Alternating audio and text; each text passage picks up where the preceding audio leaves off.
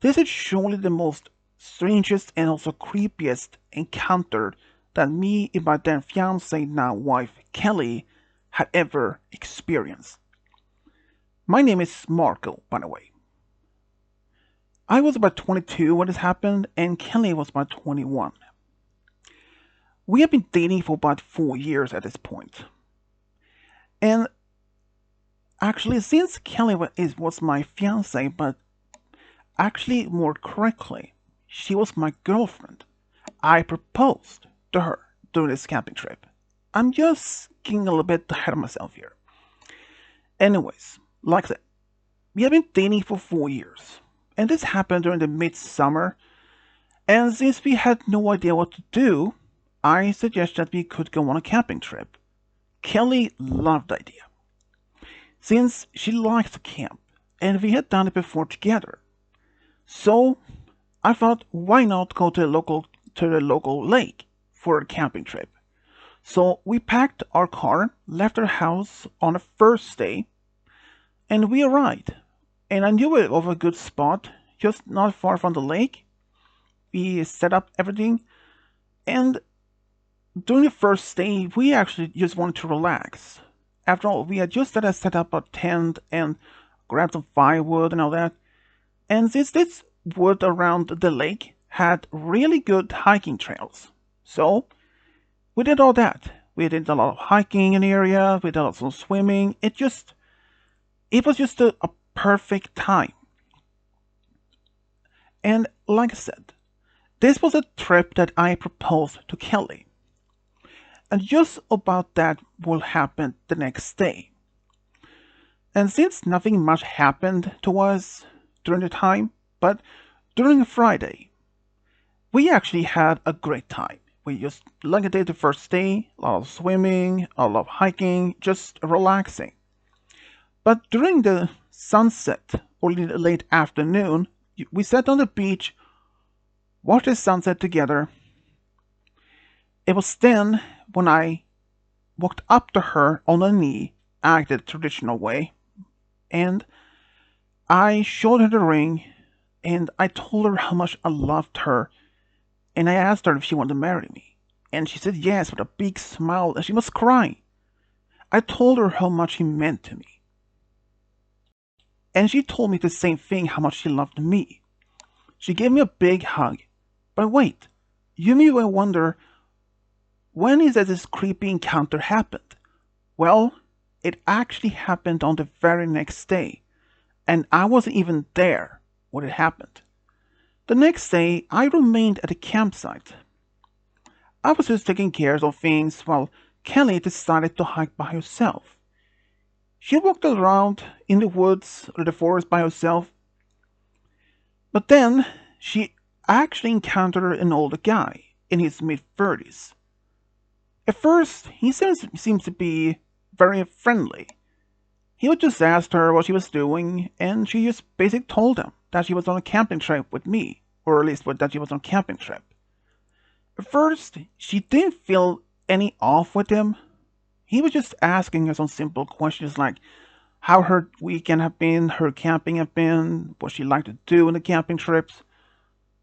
And she answered the end truly though.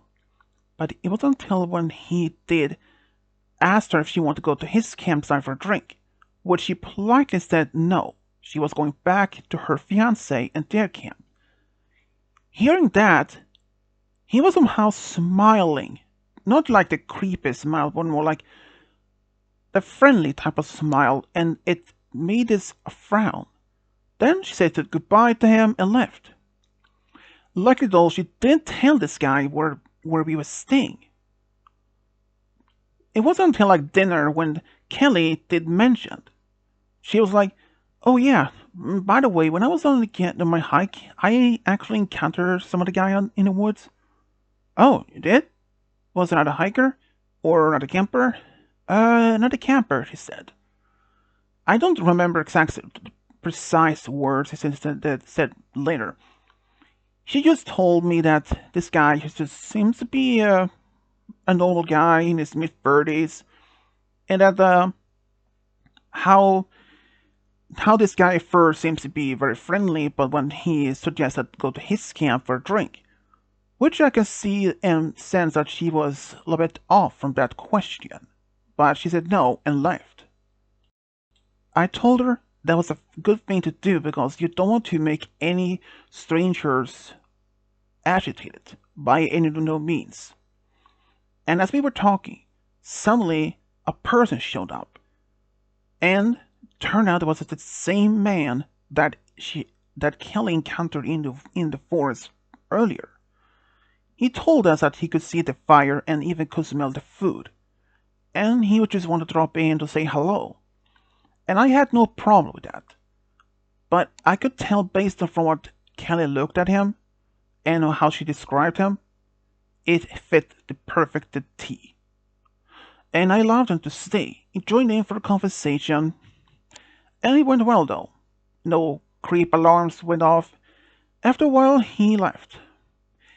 I could tell her afterwards when he was out of our, our view, I can tell her that she felt off.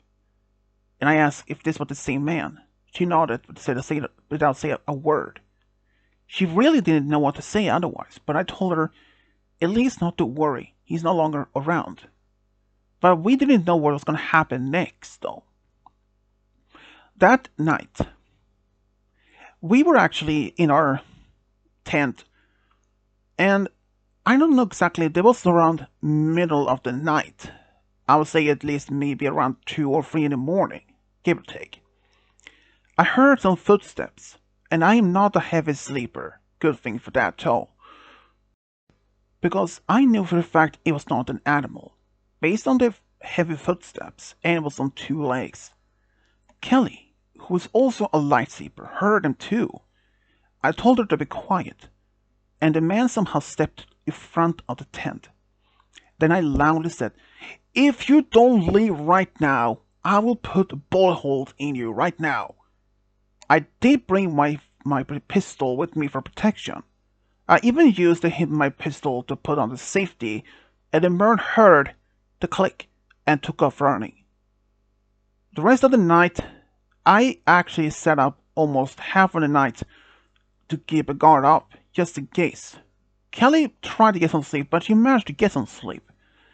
I eventually, around maybe 6 or 7 in the morning, I fell asleep myself.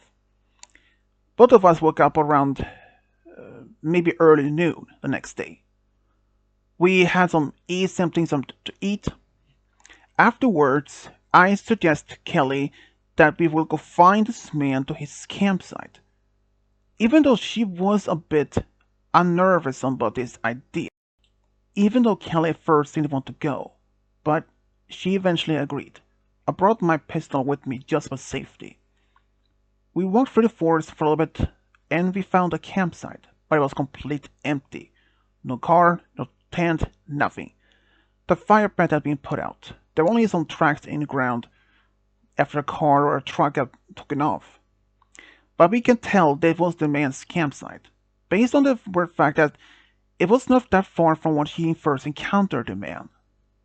So, the man was gone. We enjoyed the rest of our camping trip, and it was perfectly fine.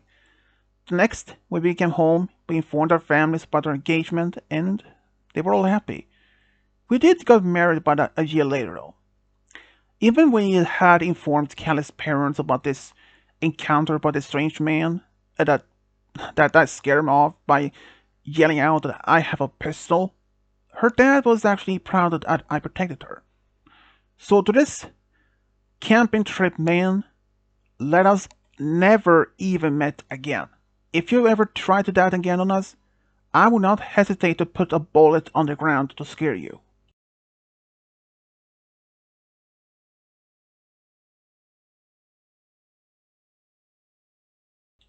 I'm Ryan. I have a both terrifying and creepy camping trip story for all of you. Even though this didn't happen to me personally at first, it actually happened to my then fiance, now wife, Ashley. We were not the only ones on this particular trip though. We had invited our 2 friends, Sarah and Aaron. And this happened about a month before my wedding with Ashley. And Yeah, and like I said, it happened just about a month before our actual wedding. So this was in early summer, and we wanted to do something for our wedding. I suggested we do a camping trip, and she was actually okay with this whole idea, since we actually had done some camping before. So we invited our two friends, Sarah and Aaron. We did ask them first, and they were also okay with this idea. So we took both of our cars, packed them full with things that we needed, and we actually went to a local forest outside town. We left town around Thursday and planned to stay there till like Sunday. If we found a good spot, we set up at the tents. Me and Aaron found enough firewood and all that, and we did arrive in early afternoon. So after we had set things up, we did some hiking nearby, and after that we actually went to do some swimming in the lake nearby, just having a great time. And this is not the first time I went on camping all either by myself or with my family or even with Aaron. In fact, I have known both Ashley, Aaron, and Sarah since middle school. So we are all friends. So I have camping trip with Aaron's family a few times before also. So we are average hikers. But the same evening, we are just small talking, grilling some hot dogs and s'mores. Just averagely having a good time. And during the first day afterwards, on Friday, we did the same thing. A lot of hiking, swimming, and of course did play some games and on our campsites, like soccer or anything like that. And just so you're all having a good time. We were all both excited for this big wedding. After all, Aaron was going to be my best man, and Sarah was going to be Ashley's maid of honor. But overall, we were just having a good time. But wait, what about the bad, terrifying camping trip story event that you mentioned? Well, I'm getting to that right now. You see, it didn't happen till like on Saturday. We were actually in the woods or in the forest for some hike when we encountered an older man.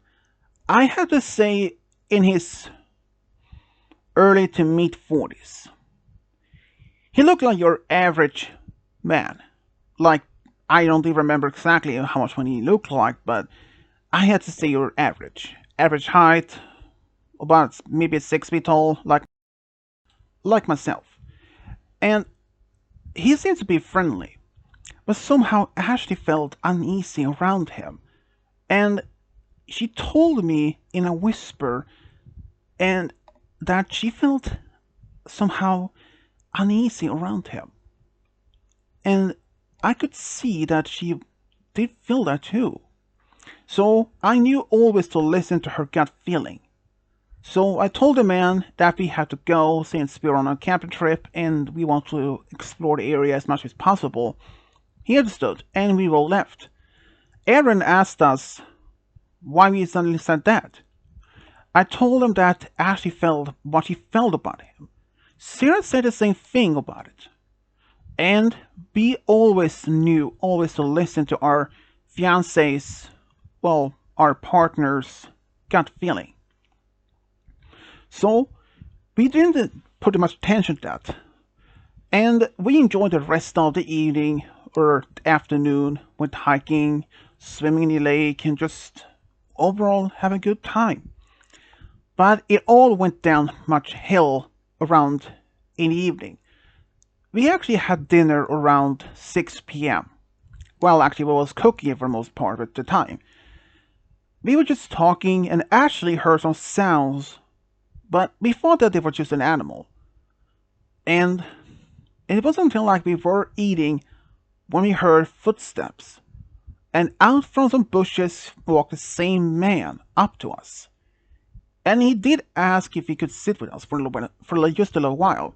At first, me and Aaron wanted to say no, but to be polite and not to make this man upset or anything, so we said yes. At first, the man was actually friendly, like us earlier, and he talked to us about the forest. I mean, and we all agreed it has its beauty.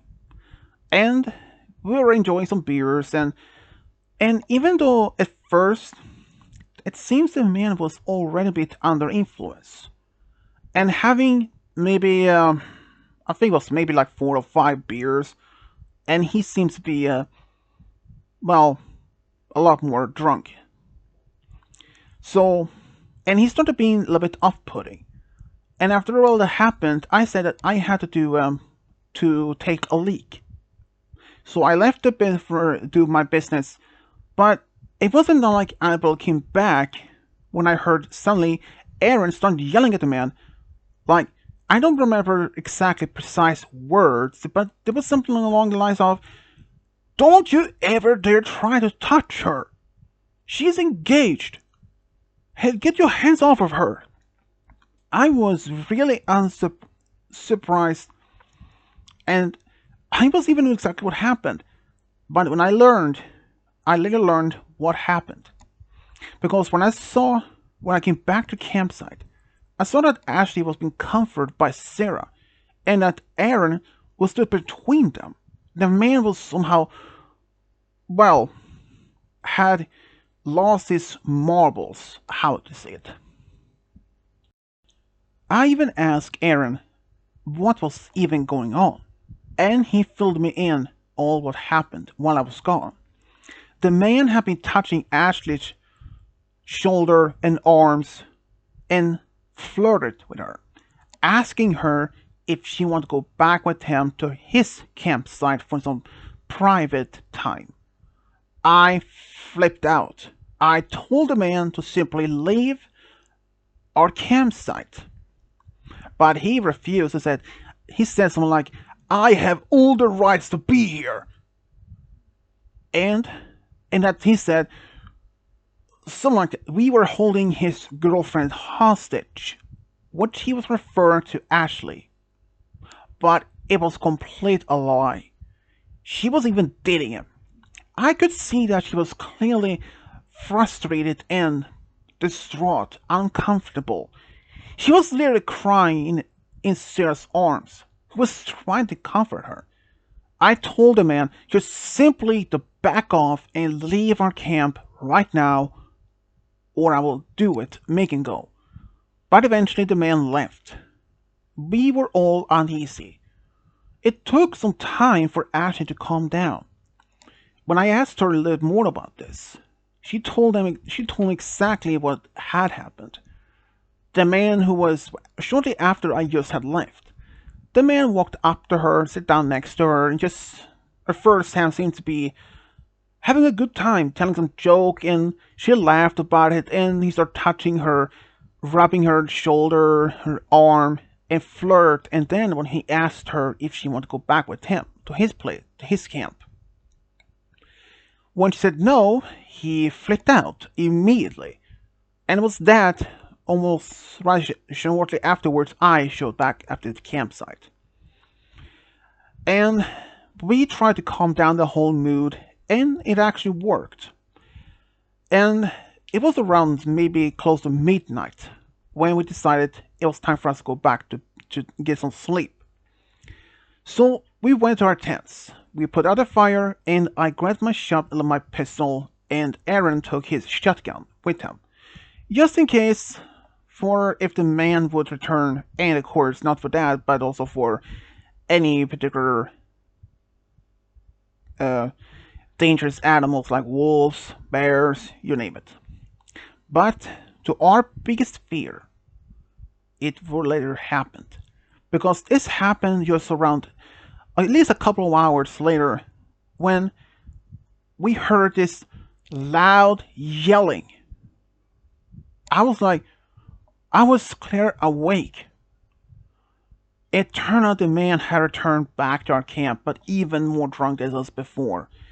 He was started yelling that we had to release his girlfriend right now or he will burn us alive. I was terrified. The man was still under influence and somehow drunk even more. But I looked at my watch. It said 4 a.m. It had been more than 4 hours since this man left. I saw that Ashley were pretty terrified.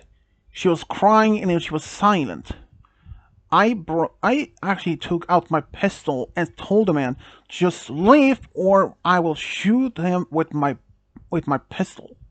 But the man laughed hysterical, saying I was bluffing. I even had a particular pistol. He just told me I didn't have a weapon.